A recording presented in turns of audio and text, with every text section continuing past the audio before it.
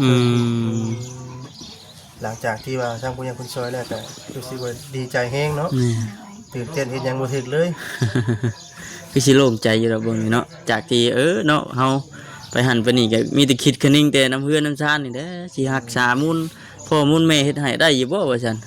คิดไปสิเด้อเนาะ แต่ก็ รักษามามุนรกแม่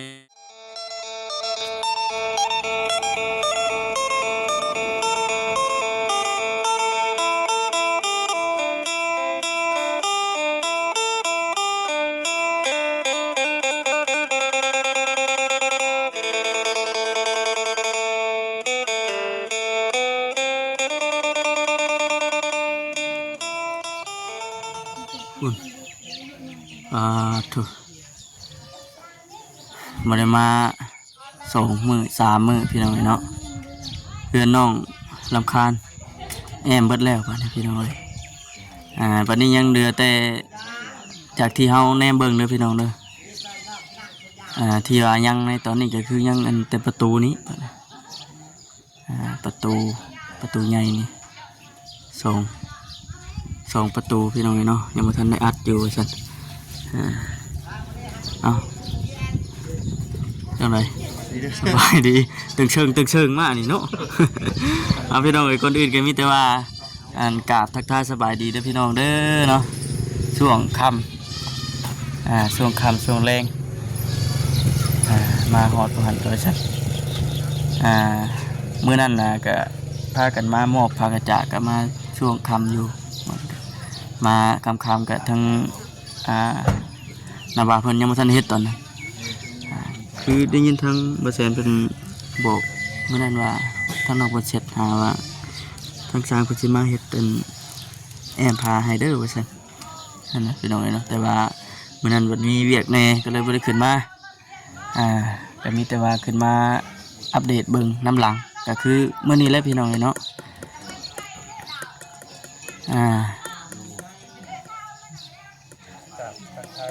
พากระจาก10ปลายแผ่น15แผ่นก็ถือว่าโอ้พอดีเป๊ะพี่น้องเนาะบ่ได้เหลือบ่ได้หยังเลยพอดีงามปานหยังว่าซั่นเดี๋ยวจะหน่อยสิพาทาง FC ขึ้นไปรอเบิ่งเนาะจังไดก็มีแต่ว่าขอบบุญขอบคุณหลายๆเด้อทางผู้หลักผู้ใหญ่เพิ่นผู้ที่ว่า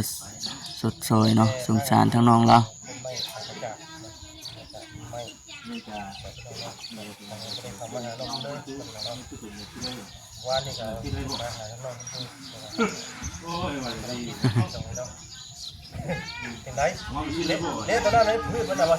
มันมี2 ชั้นอยู่เด้ทางพื้นมันได้ให้น้องกวดไว้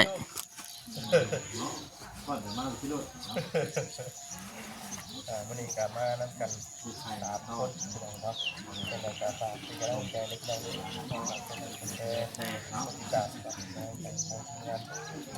มาผมก็ดีก็เห็นทั้งน้องเพิ่นเก็บกวดอนามัยแถวตารางนี่นะพี่น้องเนาะกองตารางนี้เป็นไม้เป็นรั้วจากที่เฮาเบิ่งนี่ก็เปลี่ยนไปหลายเติบอยู่เลยพี่น้องเนาะเพิ่นเอาเสามาเสริมนี่เสามาเสริมต่อเสาเก่านะคือสิเอาออกตรงนี้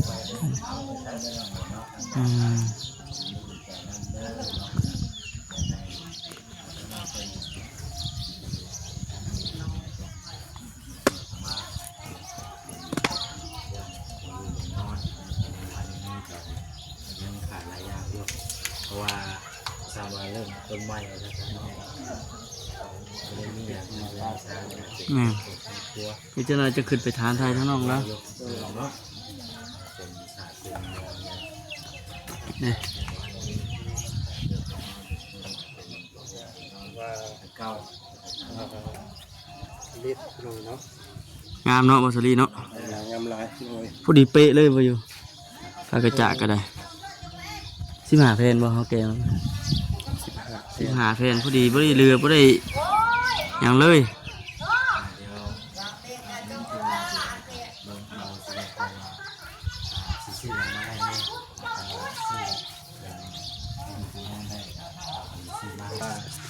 เจ้าเพิ่นปรับเพิ่นเสียนใหม่จักเนาะให้มันเที่ยงมันหนึ่งจะจืดจักเกลือ เหมือนเพิ่นห้องเพิ่นหยังมายังจะ มันโขกเนาะ เดี๋ยวสิเราเบิ่ง คำว่าเสียนนี่มันต้องใส่หลายคนเลย เออ จะบานเท่านั้น แล้วคนใส่ใส่ครบเลยเนาะ จะก็ถูกเนาะ เป็นยังไงคน เอาเลยเด้อ ตอกแน่นคักปัญญัง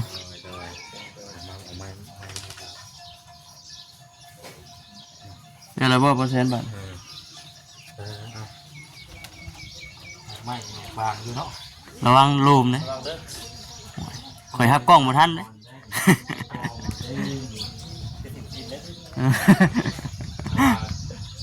ว่าย่างงามหัวเย็น ไปจะเฮาบ่ซะลิขึ้นเทิงก่อนมื้อนี้ถ้าบ่ใส่เพิ่นแล้วกันนะ เสียงใส่เนาะถ้าเป็นหาจอกของมันของใส่เสียงใส่ ตัวนี้ก็ยังต่อ อ๋อ เป็นตัวเตะสองได้ไหมเราเอาขนาดฮักเลย นะเราจะเปิดแล้วสบายดีเด้อสบายดีขออนุญาตแต่ลูกสูงเนี่ยทุกคน สบายดีน้องสุดใจเธอ สบายดีเนาะ ยังนั่นบ่คือปานใดเนาะยังแปลนอยู่ จังได นี่ในเฮือนนี่แหละ เพื่อนบ่ อืม มันยังเกาะยังลูก ยังโล่งอยู่ เรานี่ไม่เห็นบ้าน เอาง่ายๆมันยังโล่งอยู่มันยังบ่ทันได้มีเครื่องโครงเป็นผ้าห่มพื้นเพ เพิ่นมาเฮ็ดจักคนซะน้องเพื่อน 3 คน 3 คน 3คนเป็นอันญาติพี่น้องเดียวบ่ โดยเพื่อนใกล้กันเนี่ยจะสวัสดีพี่น้องกัน เป็นมาเฮ็ดช่อย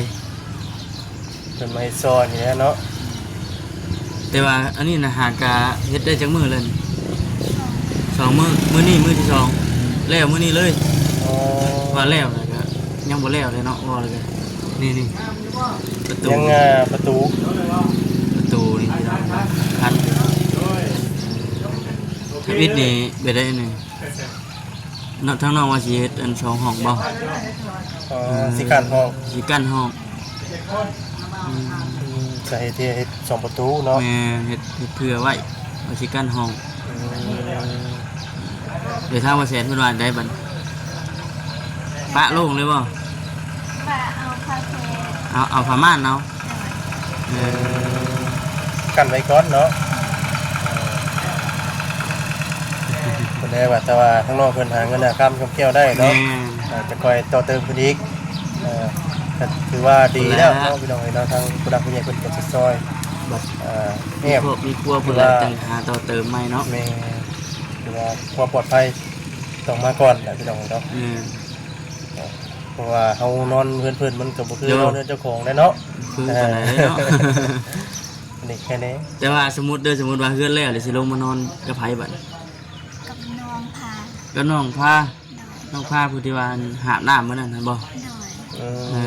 ย ปกติอันปัจจุบันนี่ก็นอนนํกัน โดย อืมพากันกินข้าวอยู่เฮือนใหญ่แล้วก็มานอนอยู่นี้ โดย เออ บ่ได้ไปคุดกิโลว่ามื้อนี้คุดอันกระปูว่ามื้อนี้ นอนเลยไป เพราะว่าต้องจับบายใส่เพิ่นเนาะในเฮือนในซาน เฮ็ดหยังเอาซอยเพิ่นอยู่เฮือนมื้อนี้ ไม่เนี่ย เก็บไม้บ่ เออ เออ เก็บไม้เก็บตอกจังได๋เนาะพอได้ว่าอันนั่นก็พี่น้อง คือเห็นอันนั้นบ่วงกบใหญ่นี่เจ้าบ่ซื้อ โดย เพราะว่าหามาเมื่อนั้นคือว่าบ่ได้ซื้อมานะเนาะ แม่นมีแต่ไม้ซีเป็ดมื้อนั้น มี พี่น้อง แต่ว่าสิแปดจะซื้อ นี่ก็นึงไม้ซีเป็ดเอาเนาะ เท่าไหรก็เนาะจะซื้อ มากดนะ อ่ะ โดย เงินเองเลยบ่ เงินตัวไอ้ให้มันนั้น เงินตัวทำเกษตรเพื่อให้เท่านั้น เก็บออม อ่า ลบลิดไว้เนาะ โชคก็คือว่าได้ไปเลยเด้อย่างหนึง สองอันแต่หนึ่งก็พอ อ๋อ โอ้วงหนึ่ง3,500,000พุ่นเนาะเป็นว่า เชิญให้ เป็นใบมันแห้งเพลงเด้อบัดใบมันคือได้ยินทางเกษตรเพิ่นว่า7เซน เชิญ ใบมันน่ะ คิดเสียงกันเนาะ 7เซน เสียงปลายพี่น้อง พูดแล้ว แห้งเลยประตูวันนี้ทวันน่าจะต้องได้เห็นเฮ็ดประตูสังกะสี แม่นสังกะสีเอา สามมันทางนอกบนหาเงินได้จังชื่ออีกเนาะ อ่า เออ ตามหาเงินตามหาเงินได้เฮา เป็นใน หา ได้ เงิ เนาะ น ความรู้สึกหลังจากที่เงินซาดันเป็นแล้ว อื เป็น ม ในได้ความรู้สึก เป็นสิได้เนาะสิได้นอนเพื่อนตัวเอง บ่ได้คิดจักดีบ่บ่ได้คิดจักดีว่าสิได้นอนเฮือนตัวเอง โดย บ่เคยคิดบ่เคยฝันบ่ว่าสิเกิดขึ้นกับเจ้าของแบบนี้ก็คือถ้ามีทางผู้ใหญ่เพิ่นช่วยมันเคยคิดอยู่บ่ บ่เคยคิด อืม หลังจากที่ว่าทางผู้ใหญ่เพิ่นช่วยแล้วก็รู้สึกว่าดีใจแฮงเนาะ นี่ ตื่นเต้นเฮ็ดหยังบ่ถึกเลย คือสิโล่งใจอยู่แล้วเบิ่งนี่เนาะจากที่เนาะเฮาไปหันไปนี่ก็มีแต่คิดคะนิ่งแต่น้ำเพื่อนน้ำชาตินี่แหละสิรักษามูลพ่อมูลแม่เฮ็ดให้ได้อยู่บ่ว่าซั่นคิดไปสิเด้อเนาะ แต่ก็ รักษามามุนรก แม่น ทางพ่อแม่คนเฮ็ดไว้ให้ แม่นๆ เนาะ แต่ว่าโชคดีที่ว่าทางผู้หลักผู้ใหญ่เพิ่นได้มองเห็นว่าซั่น มองเห็นเป็นซอยเข้ามาสำนี้ก็ถือว่าดีใจนำพี่น้องเนาะทางบัวคำกับบัวสลีก็ได้ โดยเจอน้องเพื่อนพี่น้องเนาะวันนี้ก็มีแต่เดือที่รับที่นอนเนาะ แม่ ปูผัดแพร่หมอเตะแห่งกระปุกเนี่ยอยู่เตียงอยู่เพื่อกินเนาะมีแต่ทั้งน้องเพื่อนก็มีแต่ว่ารอผ้ามือก่อนพี่น้องเนาะ แล้วรุ่นเบิ่งอีกบัดนี้สิเป็นจังได ว่าถ้าว่าเนาะถ้ามีทางผู้รักผู้ใหญ่ท่านใด แม่น คิดเห็นอยากจะซอยทั้งน้องเพื่อน แม่นอยากสมทบกับมาซอยก็ ทางวาจรีเนาะ แม่ ทำวาเซนทางทีมงานเพื่อสุขุสุคนพี่น้องเนาะก็ยินดีเนาะครับเป็นสะพานบุญให้เด้อเนาะทางผู้รักผู้ใหญ่ใจดีทุกท่านทุกคนเนาะ มีแผนไหนจะเข้ามาหาช่วง บ่มีเลย สมอยเลย มีแต่ทางซุ่มบ่าวนี่บ่ คือมื้อนั้นน่ะทั้งน้องบ่เสร็จไปหาธรรมชาติว่าเพิ่นสิเข้ามาเข้าพาแม่นบ่น้องพาบ่แต่ว่ามื้อนั้นทางทีมงานเฮาบัดพาเวียก ทางน้องนี่แหละบ่เสียนหาวาเซนบอกวาเซนว่าสิเก่าพา โดย มื้อนั้นพาเวียกเนาะเลยบ่ได้ขึ้นมาบัด เดี๋ยวเลยมันขึ้นถ้าจริงว่าสิขึ้นมาแต่ว่านี่แหละมาจากมาเบิ่งน้ำนี่แหละแต่มาจับมาบ่ายมาซอยกันเนี่ยแต่ว่า บ่ทวงบ่ทัน ถ้า บัดติ มันบ่ทวงบ่ทันมีเพียกไปทางอื่นทางไกลนี่ก็เลยมันขับมันมืดเพื่อมา ไปทางอื่นก่อนก็ได้ เลยเพราะว่ามันยันมามันดึกเนาะ แม่ พอจะพูดกับฮอดกับ6 โมงเลย แม่นหั่นแหละ มันดึกแน่ก็เลยเอ้าเป็นมือใหม่ว่าจันไปตรงเลย มือใหม่จะคอยมาอัปเดตว่ามาเล่นน้องเพิ่นตรงนี้เนาะ หลังจากจบจากนี้แหละเฮาสิไปเฮ็ดจังไดบัดนี้แต่ละมื้อเฮาอยู่เลยเฮ็ดเฮือนอาจจะใส่ผ้ากระจากแล้วเด้บัดนี้เฮาสิเฮ็ดจังไดบัดนี้ สิมีแผนการจะ มี ได้บั แผ ด นการนี้ได้บัดนี้ ไปเฮ็ดงานทำนี่นะ เฮ็ดงานที่ไส เขาเรียน เอ้า แต่ถ้าเวียงอีก ลงทางเวียงอีกบัดนี้ แถวบ้านเฮานี่บ่มีบ่แถวใกล้ๆกันต้องไป แถวสวรรค์เนี่ยก็น่าจะมีแล้วกันคนหาให้นะ ต้องเฮาต้องได้ซอกหาเบิ่งเนาะ โดย แต่ชิโนนี่ก็มีกัน เนาะคน แต่ว่ามันก็ขึ้นอยู่กับอันผู้เต้นผู้เล่นให้เนาะมันมีผู้ลึกผู้เคย ถามเบียกทางนั้นให้ แม่น เนาะแต่ว่าเฮือนเราแหละก็สิ แม่น ไปหาเงินอีกนะมาต่อเติมอีกว่า แม่ ซั่น นแต่ถ้ามีการมีงานมาเลยเนาะน้องเนาะอันนี้คือว่าไปก่อนหั่นนะ โดยอนาคตข้างหน้าเนาะ แม่น แม่นนะพี่น้องเนาะชีวิตคนเฮามันบ่แน่บ่นอนเนาะบางเทื่อว่าสิไปเฮ็ดเวียกอยู่ตึมตามถือเลขถือห้วยก็มี ฝันอยู่ว่าจะเมื่อคืนนี่บอกผมดูเห็นฝันเลย บ่ได้เด็กดอก ฮะเยาว่าเฉยเยาว่าฝันเด็ดแน่ฝันแม่นแน่เพราะได้เมื่อแวะซื้อเลยเก็บถือเลขในวันที่1พอได้จังหวะ พอได้เห็นมาเฮ็ดเทือนให้ช่ เฮ็ วย ดเทือน เนาะ แล้วเลยเด้อนี่ โอ้ถึงหน่อยก็บ่แล้วก็ไอ้เนาะ ถือหลายแล้วเนาะต้องถือจัก60 ล้าน นี่บ่หยอกกันเด้อพี่น้องเด้อ นะ เคยอยู่บ่เคยถืออยู่บ่เลยเคยซื้ออยู่บ่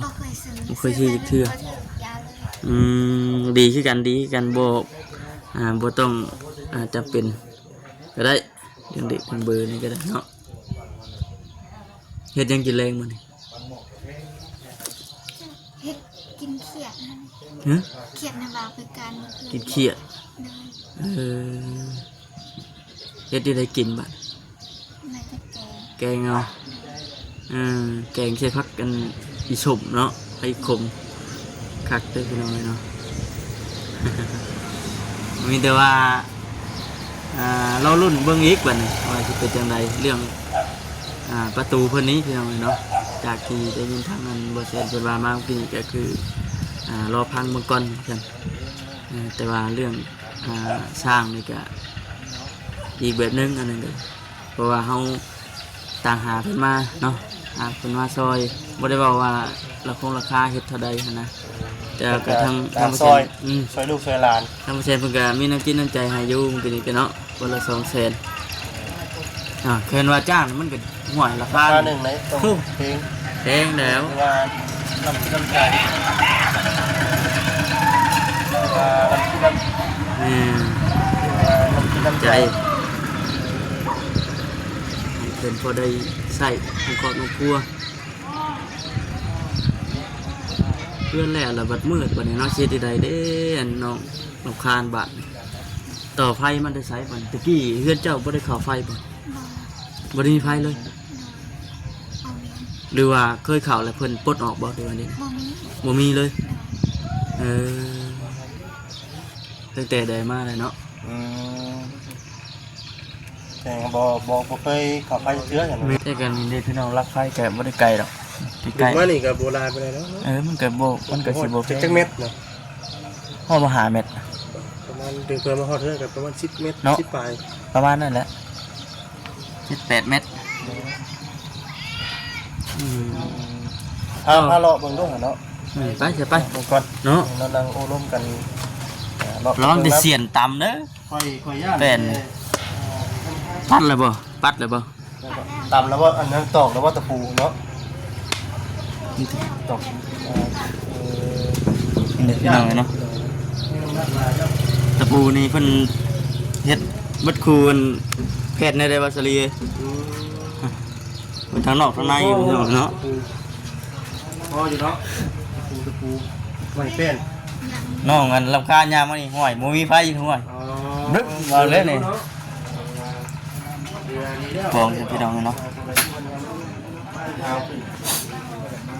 แต่ว่าเพิ่นบ่ได้ซิกบ่ได้อันหยังบ่ตัวเฮือนเพิ่นซิกให้มันเที่ยงข้างในบ่ได้ไว้เด้อมีแต่ว่า ตีนหน่อยหนึ่งแต่ไหนแต่เสาใส่ มีแต่ว่าเติมเสาใส่นี่ก็ยังตีนอยู่นี่ ฮะห่วยระวังเด้อจ้ะ ตัวนี้น่ะแม่นเสาเก่าบ่เนาะ โดยเสา เพิ่นเอาออกตัวนี้เนาะปลาลงกันอยู่ลมเนาะ ไปเชิญเฮามื้อใดให้บ่เห็นเนาะ ในหัวยันเปลี่ยนฮักจำนวนนักขายเนี่ย ไปเชิญ บุบโลดรถห้วยมาน้องรถกันแล้วยันว่าทิ้งดินหมดทิ้งได้เลยว่ามัน แนมมาแต่ไก่เป้าเขียวงุ่งอยู่เนาะ ไปเลยคืองามเด้อ เพื่อนไปเด้ว่าฉันลงแล้วลงกั้มแล้วว่าฉันยังเห็นน้องน้ำค้านนั่นอยู่ตารางนี่แม่นบ่จื้อเลย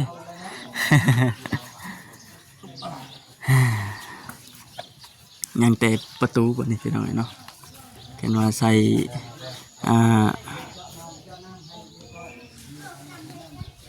สังกะสีแผ่นหนึง เลี้ยวมือนี่เลยเนาะ ข้างละแผ่นเบื้องละแผ่นนะพี่น้องเนาะ หากระเมื่อมึงนึง เก็บอันเขาเห็นแล้วแล้วน้องเก็บใหม่กันพอดีจะเอามา ว่าเขามากะคนเดียวไปหาทั้งไอ้นวล แม่ง ไอ้นวลกับเพื่อนน้องเนาะคือกันอัปเดต ทำนั้นก็ใกล้สิสำเร็จแล้วล่ะ แม่มาได้เกินทางได้80%แล้วกันนั่นก็ อื ได้ ม ว่าน้องเพิ่นแล้วก่อนนะ อันนี้ยังเหลืออีกอะไรก็ 10% เดี๋ยว10%ยังแต่ประตูกัน เปิด เนาะ ประตูอันนี้จะเป็นมองหันกันจะเป็นเงินครัวบ่เป็นซานเนาะ ติดซานเลย เป็นซานล้างเกลือล้างงัวนะครับเฮ็ดพนักนั่นนึงก็บ่ได้ว่าให้นั่งบ่นั่งเนาะนั่งเล่น หาไม่เนาะไม่แนบคักก็ดีเนาะเพิ่นเฮ็ดปุ่นป๊าดโตคักแน่อะดี ได้ นี่แต่ว่าดีมุกดีใจนำเลยน้องพานเลยแต่ว่ามื้อหน้ามื้อในพุ่นแหละสิได้เข้ามา อ่า เยี่ยมยาม อัปเดตแล้วก็เยี่ยมยามเบิ่งคักเนาะบ่เห็นเนาะ โอ้เนี่ยตึงว่ะ แห่งตึงบ่นี่ บ่ เออ ปุ้ยปุ้ยปุ้ยกับปตีคนเนาะตีคนเนาะ โอเคเอาสบายดีเด้อน้องเด้อสบายดีไปตอนนี้พี่น้องน้องทำมาครั้งก็คือจะจบคลิปก่อนมื้อหน้ามื้อไหนสิเข้ามาอัปเดตกับทางผู้น้องซีได้เบิ่งนํกันไปเนาะโอเคสบายดี